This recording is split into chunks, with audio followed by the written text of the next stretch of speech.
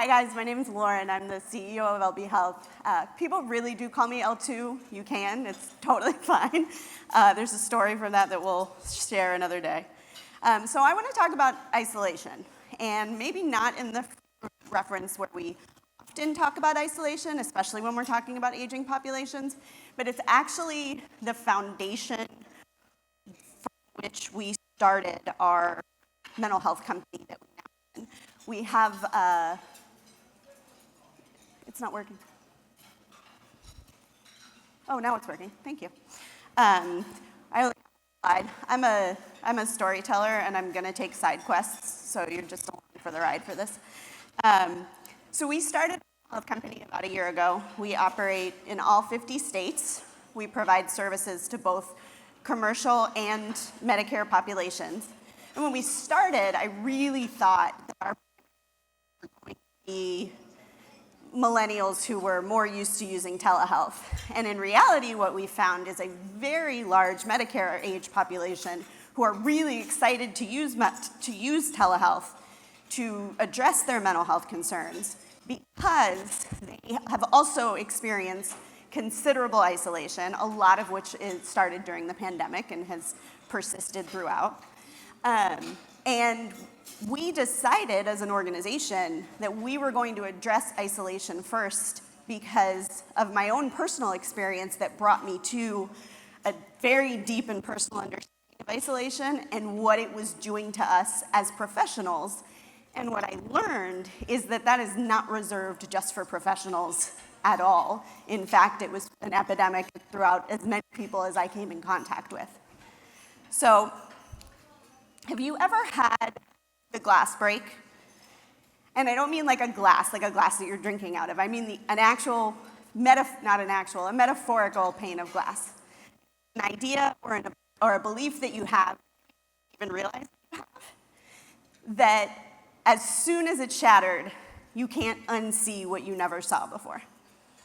So this is actually a premise from an early 2010s television show that at the time I did not understand, but with some age and wisdom, I've kind of picked up on what it actually means and certainly what it means for me.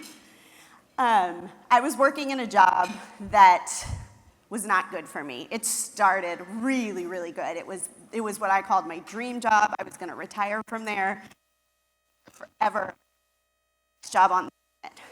And then after a couple of years, I looked around and realized I didn't really recognize where I was working anymore. In fact, the leadership were the same people, but somehow they had changed, the relationships had changed, what were once really open, really flexible relationships had gotten really rigid, it felt unsafe, it felt insecure, and never once did I go, maybe I should talk to somebody about this.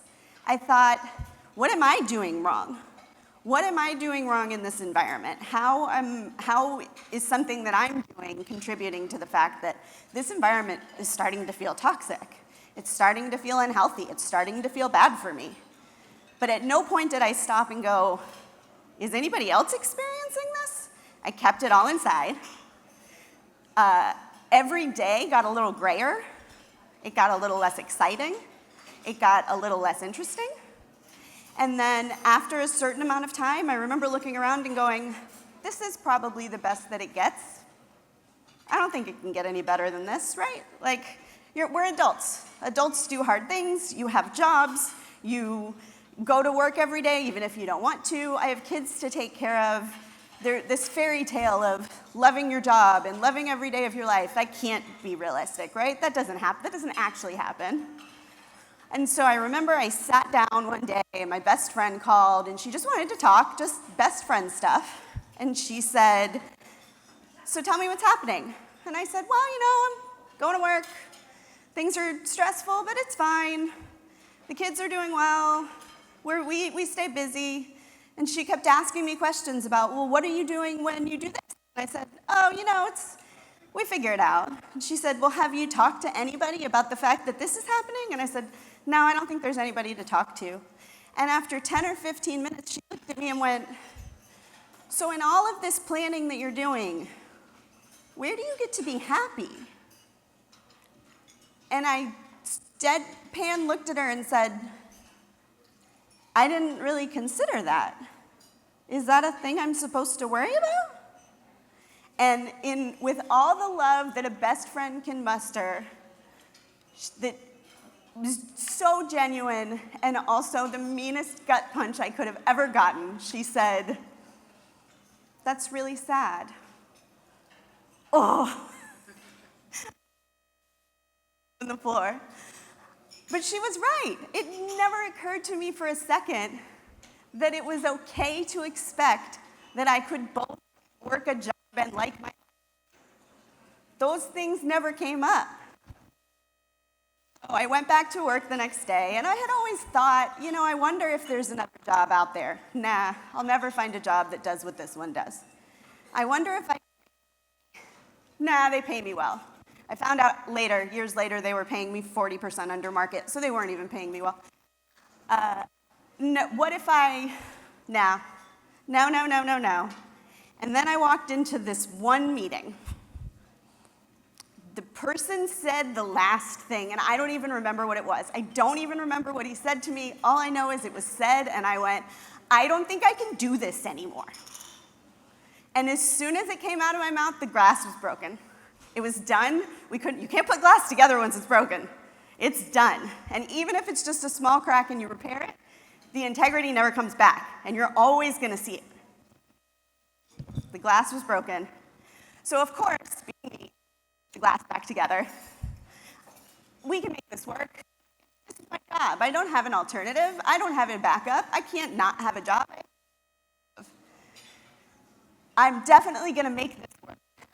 And then every day I showed up a little longer, and every day I realized this was not going to work. The glass was broken. I could not unsee what I had seen. And a couple days later, my resignation was on my boss's desk. After that happens, that I'm jubilant and excited, and I have everything in the world in front of me that I can do, right? I ended up on a pile on the floor of my office, crying uncontrollably for days because I had just ruined my life, I had just lost my, everything was over, what was I possibly gonna do? And so I just started writing.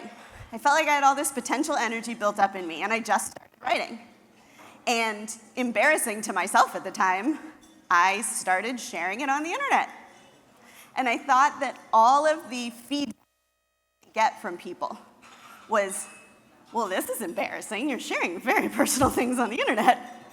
And instead, the feedback that I got was, the same thing happened to me, and I thought it was just me. And I realized me and this person who's messaging me, entire inbox, and when I say within days of time, I had thousands of people reach out to say that was exactly my experience. Thousands. Entire inbox. Maybe it's all of us and we're just not talking about it. Maybe all of us feel isolated. Maybe the fact was not that it wasn't happening, but that I was by myself. It was just me. That this is just me. It was never just me. So we started talking about it. We started having conversations about it. We started doing it very publicly. We started sharing about our experiences that led us to where we are, the things that we had been told about ourselves, the differences that we learned in each other, and the fact that all of our stories were almost exactly identical. It started happening. This world that I had been living in that was all shades of gray started having color in it again. My brain started finding new ways that might be interesting, things that we could do together, things that we could share. And all of a sudden, it was like my brain was a bag of popcorn in the microwave. It started very quiet, and then all of a sudden, things started popping, and it started slowly. At first, it was like, is this okay? Am I allowed to think these things? Am I allowed to have these aspirations? And then more and more and more until I had a full bag going, I feel like my brain is on fire. But because there was something other than shade in front of me for the first time in who knows how long. And it wasn't just, It was people literally all over the world who were reaching out, who were engaging in that community, because we learned something really powerful at that point, which is that, and I'm pulling out my sleeve because I was unprepared. This band that I'm wearing says, "Isolation lies." Isolation tells you that it is just you. Isolation likes itself, and it wants more of itself. And so it pushes you further and further into that isolated spot, when in reality, you need to do the opposite, and it feels completely unnatural when you're in that place. But when isolation lies, community heals. Finding the people who can put the color back in your day by validating your experiences, by realizing that you're not the only one.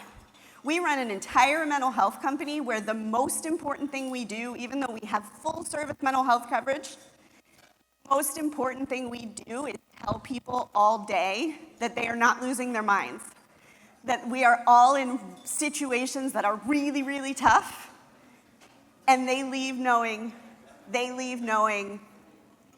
it's not just me. And that makes a foundational difference for everybody, regardless of age, regardless of situation. There are a lot of situations happening right now that we can't fix in a mental health environment.